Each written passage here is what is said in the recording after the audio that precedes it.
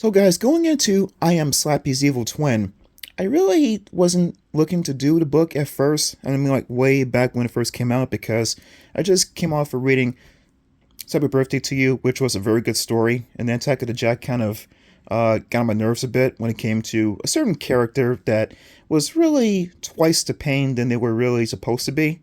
If you know who I'm talking about, I love it for it. I love it for it if you know what I'm talking about.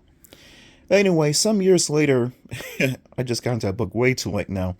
I decided to give I Am Slappy's Evil Twin a chance. And I gotta say, I really enjoyed this book, especially the twist. The twist was fantastic in my mind. There were times when I was reading the book and I kind of got annoyed at Luke at some point when he was trying to get dummies to go away, and he had made a deal with Slappy to say all the nasty things to the producer, Mr. Benedict, in order to get Slappy and Snappy to vacate the premises.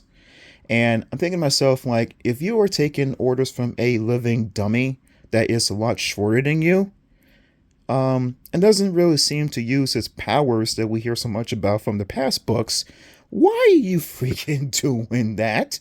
Just freaking get rid of them somehow.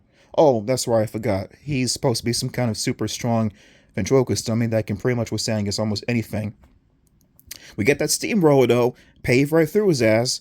It's a different story then, son. Oh, I really wish we had the steamroller back from we had back in the first film with Mr. Wood. Man, that guy was very tough to kill in that first book. Anyway,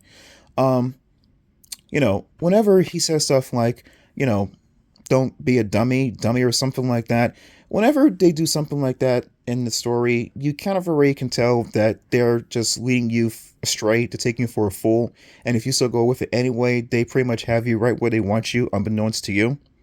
And, it was kind of supposed to be expected when it comes to that part. The father, who is a movie maker, I sometimes kind of felt like that the father was going to actually clobber the poor kid because of how he was acting around him when it came to him trying to talk about the dummies being alive and stuff. And he has a sister named Kelly and his best friend, or just friend, named Jamal. And they were trying to be part of the movie too, but because they had done so much mischief and stuff, they got kicked off of the movie, and they were still trying to prove to him that the dummies were alive and that they had planned to use the propane tank that was supposed to be part of the act of the guys of the father's movie to kill everyone on sight. That's real simple. Became so happy to try to kill everyone on sight there, man. Wow.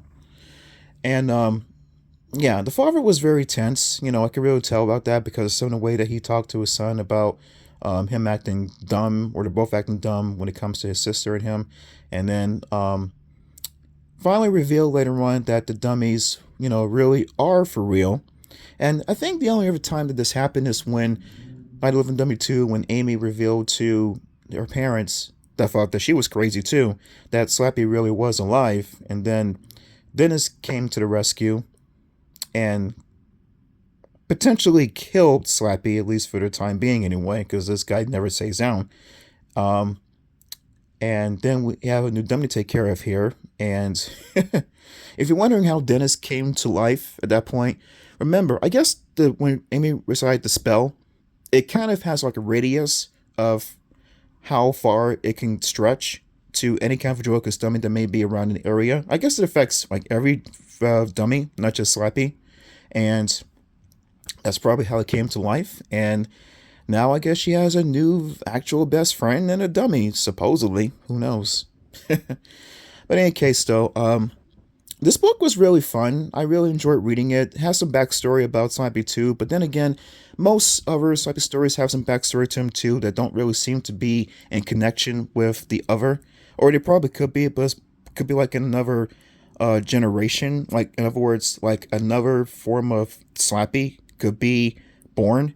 And then we happen to foresee or pretty much like read about that story as it goes on, and then we find out that he has like other siblings too that we never knew anything about until now. Like, for example, Goldie in Diary of a Dummy that came like 7 books later in the Cyberwar series.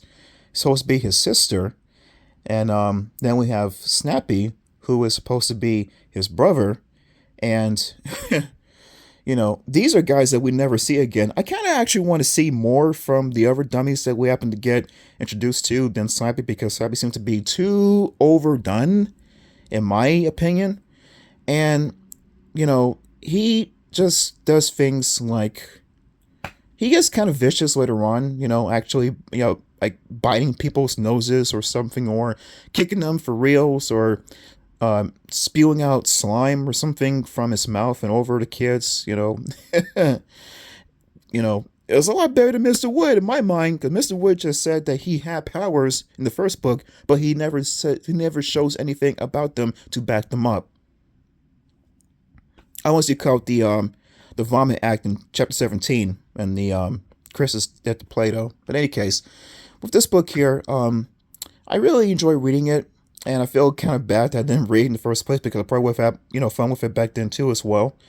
But I like Twist. Twist was fantastic. Just playing everyone for a fool that he's the nice one, Snappy's the nice one to everyone, and then when Slappy's killed, supposedly, then he comes to show his true colors, and now we happen to have a new dummy on hand that's not taking shit from anyone now. Snappy rules.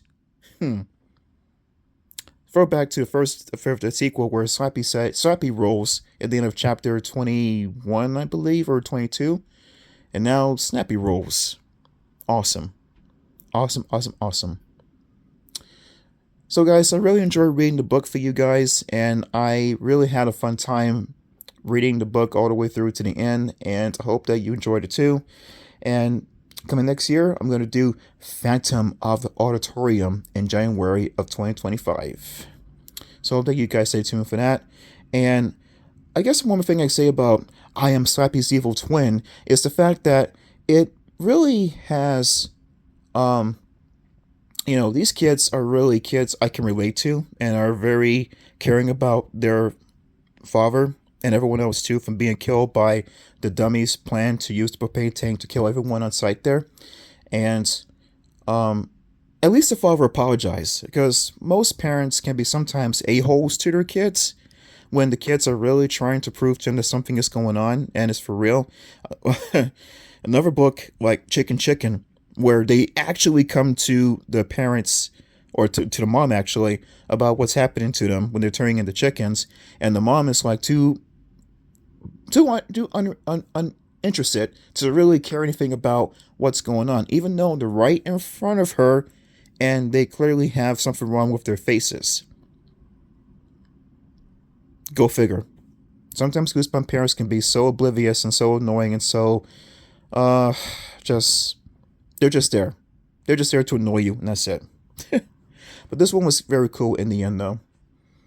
Anyway, guys, this is the book review for I Am Slappy's Evil Twin.